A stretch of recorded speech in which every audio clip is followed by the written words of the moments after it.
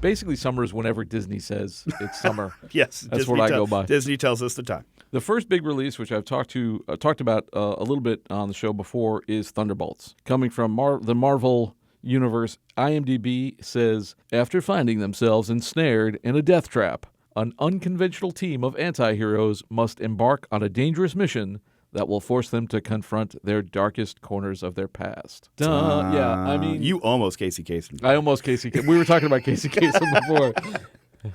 This one was a #1 hit back in 1972. All right, we can't.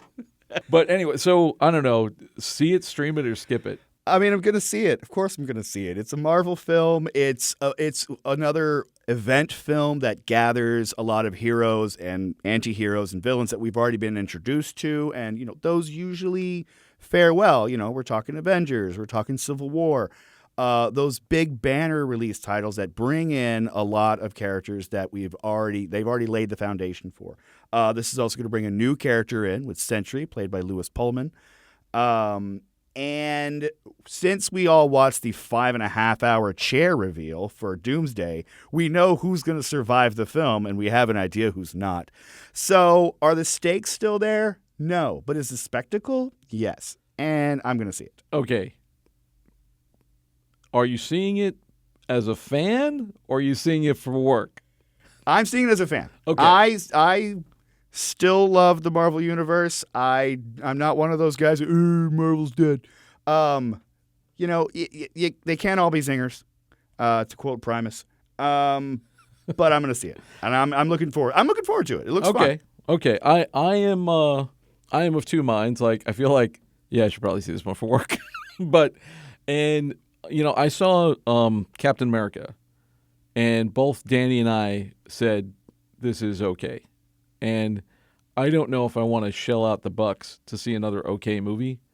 I heard this thing saying, like, literally Americans can't afford to see okay movies anymore, and there should actually be a sliding scale of, like, if it's a big tentpole $150, $200 million movie, then yeah, I'll pay the $17, $18 or whatever it is.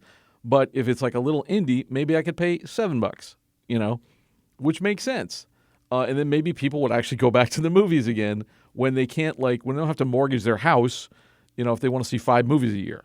So, yeah, I mean, I'll probably see it in some regard. I don't know if I'll go to the theater, but if we're going to review it, maybe you and I'll go to the theater and review it, something like that. All right, moving on. We got to go through these pretty fast because there's way too many movies. July 11th, Superman, James Gunn's Superman. It's a Superman movie.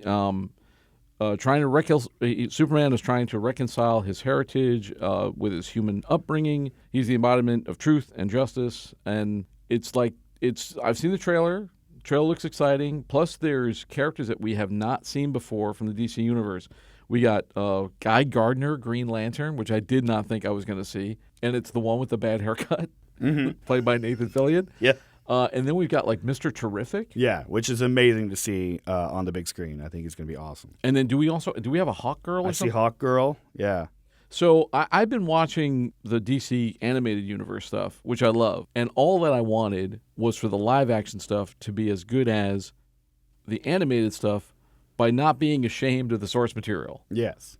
Which I think is the tragic flaw of DC live action. They seem like they were embarrassed that they're making these characters. It's like, no, the guy wears tights and a cape. Like it's Superman, for God's sake. It's not dark and gritty and Christopher Nolan. Like, he doesn't have to talk like this. It's Superman. He should, Kevin Smith was like, yeah, you couldn't believe a man could smile. Like, yeah. So I don't know. I definitely want to see this one. Yeah, I would be interested, and partly because Superman doesn't sound like a James Gunn thing. Mm-hmm. Like Suicide Squad, Guardians, like these quirky teams, and he just did Creature Commandos, which is very James Gunn. Doesn't seem like a very James Gunn movie, but I hope he hits it out of the park, man. I just want a good... can you imagine if we had a Superman movie you'd actually want to bring a child to? Yeah.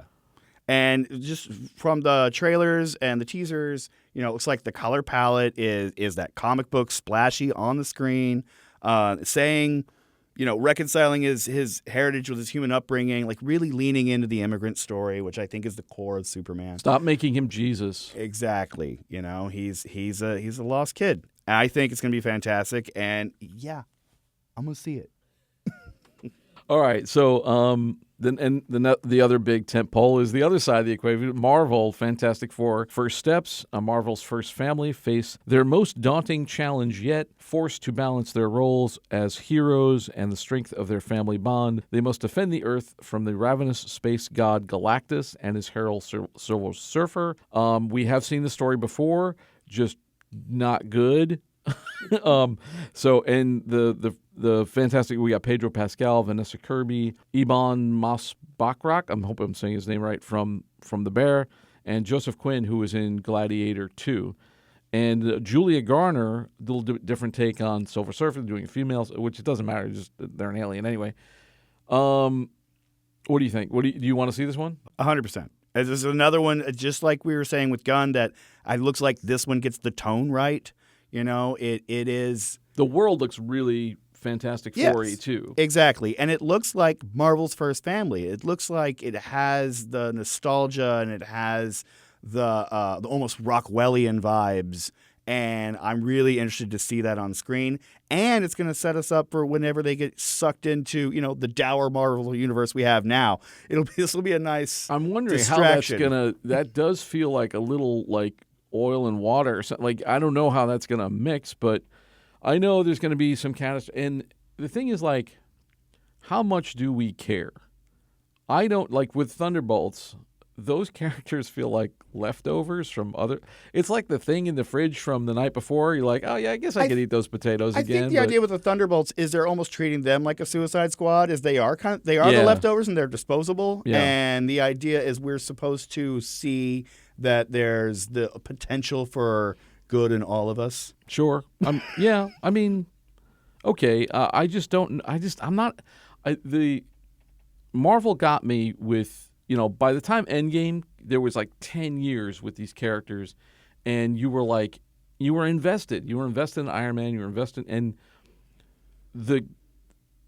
those actors in those roles, like Robert Downey Jr. as Iron Man and Captain America, Chris Evans.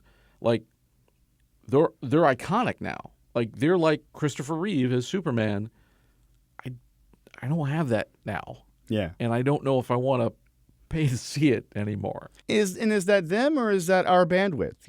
We're men of a particular age and we consume a lot. Yeah. So, how much bandwidth do we have? Yeah, and I also don't know, like, who these movies are being made for. I feel like the first 10 years of the MCU was like us. They were really going for the, our generation, millennials and older. Now I'm like, do I really care what happens to Taskmaster or Ghost? Yeah. Am I going to pay Black Widow money for Black Widow's sister? Yeah. I mean, and even Black Widow didn't get a great, shake. And so I don't know, man. This is definitely something I should see for work. But I think we should go back to the sliding scale, because we're getting fake Captain America, Russian Captain America, Black Widow's sister, Ant-Man's nemesis. I think we should get a price break.